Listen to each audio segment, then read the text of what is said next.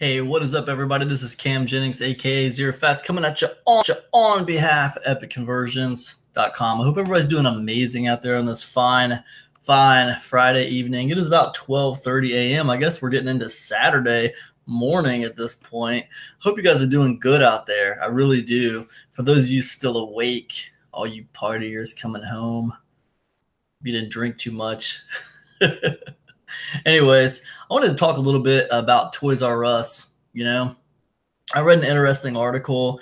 I want to share that article with you guys, and then I want to just give you a little bit of my thoughts on the whole Toys R Us thing, because I think it's interesting. So anyways, let me go over to the article here. And yeah, I think it's interesting, and that's all that matters. Before I do that, though, let me just open this up so that way I can see if anybody gets on here live and wants to ask me a question or something, so I can see what you guys are asking me. But anyways, so here is the article that I was reading. I thought it was interesting. Toys R Us posts touching final message on last day of business. Play on. Look at all this pictures going out of business. All these shelves empty, everything's closing. Toys R Us posted a touching final message on its last day of business. The chain is closing its doors after filing bankruptcy last September. In March, Toys R Us announced it was shuttering doors for good after 70 years. Thanks to each of you who shared your amazing journey to and through parenthood with us, and to every grandparent, aunt, uncle, brother, sister who's built a couch, cushion, rocket ship, made up a hero adventure, or invented something gooey. Promise us just this one thing. Don't ever grow up. Play on. The company posted on its website. Meanwhile, a picture posted Wednesday of the chain's mascot, Joffrey the giraffe, with his luggage packed up and ready to go, quickly went viral, garnering nearly 300,000 shares by Friday morning. As Friday approached, Inside Edition visited a few of the last remaining stores around New York. The shelves were barren, and customers seemed distraught and confused. And it just goes on to talk about, I'm sad, Satina Ohim said, Babies R Us and Toys R Us. I've been buying for my grandkids, so I don't want them to go away. If I'm sad about anything, added Gene Adams, it's the loss of jobs for the people who work there. So that's an interesting comment. She's sad about anything. It's the loss of jobs for people who work there. So I remember when I worked at well, hold on a second. I'll talk about that in a second. I just want to check their website really quick to see what it looks like right now. ToysRUs.com. Play on. That's their message. And as you can see, got some questions. Store closing. The story of how one man's dream changed childhood forever. Interesting. Very, very interesting. The 70 years of branding. 70 years of branding gone just like that. Just like that. So, all right. So interesting. Let me just talk about this for a second, because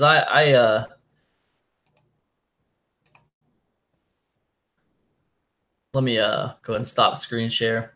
Okay, so here's my thing about Toys R Us, you guys. Number one, I remember when I worked at this department store several years ago.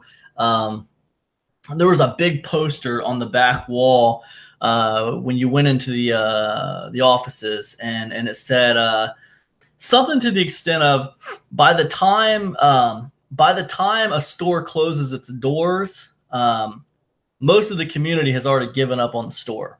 Most of the community has already given up on the store. You know what I mean? They've already wrote them off.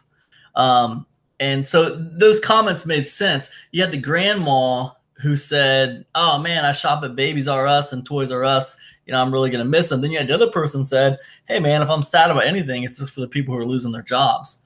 They really weren't that sad about the store closing. Clearly they didn't really care that much. And that holds true with the sign I read all those years ago. By the time a store closes, most of the time the town has written them off already. I'll tell you something. I'll give you my last experience with Toys R Us. Now, as you guys know, I like to dress down. You know, I was in the military. I spent many years dressing in uniforms, having to have my hair cut a certain way, having to, you know, I had all these other jobs where I had to wear a certain kind of attire, a certain kind of clothing. And now I work for myself. I don't have to do anything I don't want to do. So many times I wear thrift store clothing, and I dress down, and that's the way I like to do it. I'm very casual. But my last experience going to Toys R Us was, I think, last year. And there was a few people in front of us. And, you know, like, I noticed as we went through the door, the people in front of us were asked, excuse me, if they'd like to fill out a credit card application. But I was completely ignored. She didn't ask me if I'd like to fill out a credit card application. And, like, I just got a sense of, like, I felt like, oh, yeah, I get it, man, because I look too poor to fill out a credit card application. So don't even ask me. I get it. It's cool. Now, maybe that was just mental. Like, maybe I was just looking into that too deeply. But that's how I felt walking through the door. All right. And then as I walked around, I felt like I was getting followed, like I was going to steal something. So that was my impression when last time I went to Toys R Us. Now, whatever. That's one little experience, and it's not a big deal. Certainly not the reason why the whole company is closing from a bunch of little experiences like that. But another impression I have of Toys R Us is that most of these toys I can get at Walmart for cheaper, or I can get them online cheaper. Everything's overpriced here, and you guys don't have anything that special that I can't just get somewhere else for cheaper. I feel like if I come to Toys R Us, I'm going to be paying a premium. All right. And the other thing I felt like was it felt dated. Last time I went to Toys R Us, the store felt dated. Their logo looked dated. It looked like it did from the 90s or something. Now, maybe that's true. Maybe that's not true. I haven't done a lot of research on it, but it seemed dated to me. The whole place had a dated feel. And I don't know. After reading that article, they've been in business for 70 years. So I don't remember that logo changing. Do you guys remember the logo ever changing? I mean, you know, I was talking to my wife about this earlier today. We were having this discussion. This is really funny. We were having this family discussion earlier today. We heard about Toys R Us closing on the radio, and we had this family discussion about like what we would do if Toys R Us was our company. How would we have stopped it from going out of business? What could we have done to change things? I'll tell you guys something. One of the first things I would do is I would change the freaking logo. I would update things. And the second thing, more importantly, the next thing I would do is Toys R Us is fighting a battle with the internet, right? They're fighting an e-commerce battle. Pretty much everyone feels like, you know, everything I can buy here, you guys are going to overcharge me. I can get it cheaper online, or I can get it cheaper down the road at Walmart. So look, if you're going to charge premium prices for stuff that I can get down the road cheaper, like an Xbox game or something. If I go to Toys R Us, I'm going to pay premium for this Xbox game when I can order it on Xbox Live Marketplace in my living room for the same price, and I don't have to leave my couch? Really? I don't think so. All right. Or I can get it for $10 cheaper down the road at Walmart, or $20 cheaper down the road at GameSpot, buying it used or something. It's just like, so what do? You know, if you're going to charge premium prices and you're competing with the internet, you know? So here's what I think, and here's what I would have done if it was my company. Okay. I need to make it an experience to come to my store. Okay. And that doesn't mean like profiling everyone who walks through your door. Oh man, look at these cats, man. This cat right here is dressed down. This dude is probably going to steal something. You can't profile everybody, number one, especially if they're walking through your door with kids. All right. That's your demographic right there. So I think that's number one. But you got to make it about the experience, man. I was saying in the car to my family, I said, I tell you what, I think I'd take a book out of the old Chuck E. Cheese handbook, and I think I'd build a freaking play gym or something right there in the middle of my store. Let's just get it started, man. It's about the experience, right? I just want to make it about the experience. It's a brick and mortar store that's charging premium prices for their toys. What can we do to make it worth these prices? Because we all know the answer is not always lower your prices.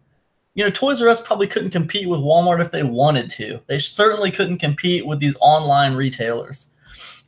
Do they need to? No, they don't need to. They can find their own niche. They got 70 years of branding behind them. I think that what they need to do is they need to change people's perception of Toys R Us. You know, the perception is off. You know, you don't need to lower your prices. You need to change the perception. Give me a reason to come to Toys R Us with my kids. What's cool about going to Toys R Us? It's this dated toy store where, you know, I'm going to get profiled when I hit the door. I don't get profiled at Walmart.